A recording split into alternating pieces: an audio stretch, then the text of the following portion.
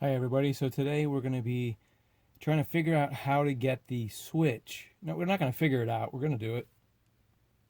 It took me a while to figure it out because I couldn't find anything on the internet about how to get the pedal off and on switch out of there. I saw a lot of things about how to take it apart. It's pretty simple, you know, you've got the volume knobs and the jacks. They've all got nuts and bolts. So I've already taken all that off.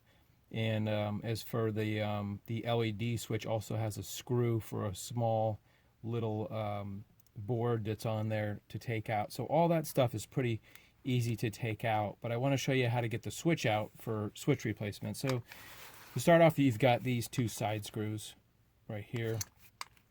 These are pretty simple. For some reason, they're really long, but they're very simple to get off. I don't know why they're so long. It seemed like they could have made them about half that long. But you take those babies out.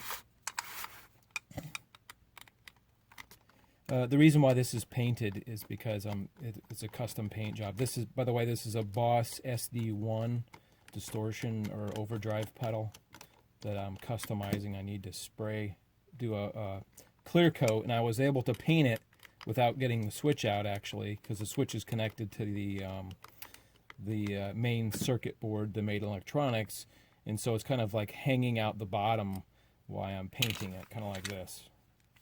I was kind of painting it, and I had a piece of foam there, but the fact that the switch is still connected to the wires, I couldn't get the electronics out, and I didn't want to break it. So the other part is just to take out this little knob at the bottom where you change your battery. This, I guess, is like the battery compartment knob. Just twist that out. It's painted too. If you notice, it's white instead of black.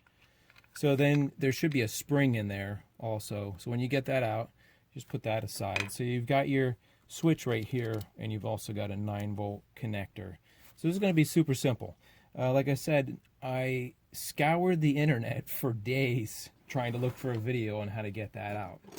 All you really need is a pair of needle nose pliers. And who knew it was that easy? For some reason, my brain just wasn't clicking, and I wasn't sure how to get it out. I didn't want to break it as I pulled it out. I knew there had to be some simple way. I did find a like how to do website where it just showed you step by step, but I couldn't find any videos, so that's why I decided to make this video today. So let's take a look at what that looks like. Okay, let's see if how close we can get here. It's got two little ears on either side. Where's my little screwdriver? You see these two ears here, right there? Hopefully that's showing up pretty good. And on the other side, the opposite side, it's got these two retaining, there we go. These two retaining ears here and here. We're going to squeeze those together. See, when you look at it, it doesn't, I don't know, unless you have really good eyes, which I guess my eyes aren't as good as they used to be. These push in and let you pull the switch out. Wasn't sure if the switch is supposed to go in or out. But anyway, so real simply, take some needle nose pliers. It's just some gentle pressure. And this just kind of lifts it. It doesn't just lift out. It fights you. The first time it just lifted right out. All right. For some reason, the first time was a charm. The second time, not so much. Those pliers weren't gripping. All right. So that pulls right out of there. And it will have some wires attached. But let's look at how this works real quick. All right. So if we can get this in focus, hopefully. It's got these two ears, which are kind of like little spring-loaded ears. Can you see that? It's a little spring load. There we go. And those just pop in. Couldn't be more simple, but if you don't know how, it's easy when you know how, right? But if you don't know how, and apparently I've seen videos where you can take these apart and spray some cleaner in there and fix them. All right, so the other component of this is the 9-volt will just pull right out. For full disassembly, you could pop that through, and then the rest of the electronics come out like that. All right, so where are the wires that were connected to the switch? Well, they're right here. The purple and the black. So I've already took this out. So as you can see, let's move this a little bit. There's a lot of play here for these wires. They give you 3 inches of extra wire, so you don't have to disassemble all this stuff. You can actually just pull the switch out unsolder it or cut it. I just took a pair of clippers, clipped off the wires. You can see where I cut them, just real close to the soldering joints. Just enough wire so that you can grab them with a pair of pliers and desolder. Now let's get them where it's in focus. You see those wires. So I clipped them. You got plenty of wire to spare to strip and resolder if that's what you want to do. If you want to desolder it, you can desolder it too. It's this switch is actually working, but what I needed to do was just get the whole thing apart for a clear coat, and I wanted to strip the whole case. So on Reassembly, see, I've already got the wires on there, the purple and the black, so you don't need to. I don't know if it has a polarity, but you know, I'll mark it when I take these off and resolder. Why does that one look brown? That's weird. So when you get your new switch, basically just tuck your wires back in. Simple as that. New switch pops right in. Make sure you stick your 9-volt back through before your 9-volt what do you call it, connector, before you put this in, otherwise you end up taking it out. But that's how it looks from the bottom, is kind of like that.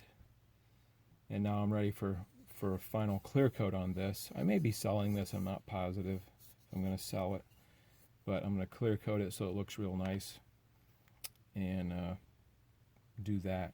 So hopefully that helped you guys out. Any other questions? Shoot me a question on the links below.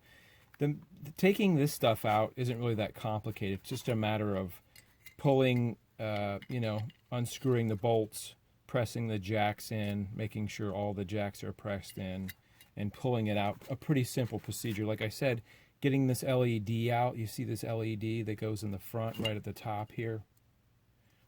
That has a little screw hole, and you unscrew that LED hole there, and that comes right out. Actually got 2 holes, but you only need to unscrew 1 hole. That screws right there. Pretty simple, not too super complicated. Just be careful not to smash everything against each other, mash any wires. And when I got done with this, I just put it in a little Ziploc bag to keep everything from getting you know, dust all over it, any extra dirt on there. But like I said, this was a Boss DS1. Did I say DS1? It's SD1, Super Distortion 1. And it's brand new, so I don't need a switch. I just need to get this baby painted. But I've also got another custom that maybe you want to take a gander at real quick. So this is actually a vintage, I would say 1984 Rat pedal. You can kind of see from the bottom, if you're familiar with the Rat, it actually had the serial number right there, the original serial number, which I painted over. But I bought this brand new and had it for a while. It was kind of chipping and stuff, so I wanted to give you a look at that. I may be doing some more custom paints. I'm not sure. Buying some pedals, doing some custom paint, but I just wanted to give you a little glimpse at this custom painted. It was inspired by some art that I made that was like a Polynesian style. And these markings are gain. I made up some weird lettering just because I was in a crazy mood, and I think this is gain, tone, and volume, I believe. You can see it's like a V. This is kind of like an R, but I was just in a mood to do something that was just kind of bizarre. Here's a look at the side. I had originally done a painting that kind of had some of these weird faces and stuff in it, and some of these weird little teeth-looking things. And so I just kind of went crazy with the markings, and the in and out were painted, and it was fun. I enjoy doing this. This is actually some Star Wars lettering. These letters, I think this is BAT for battery, if you look up the Star Wars alphabet. And so there's the Rat logo, and I just kind of went bizarre with painting words all over it. I think there's some Star Wars lettering here too, just kind of for fun, so it looked like it was some kind of different language. But there's the ancient rat pedal. I've actually got another one of these too that I was thinking about painting, but it was just a fun project. And then I moved on to the Tiger, I may be doing some more in the future. But let me know what you think of this guide. Is that something that that kind of hits your art palette? Leave some comments what you think.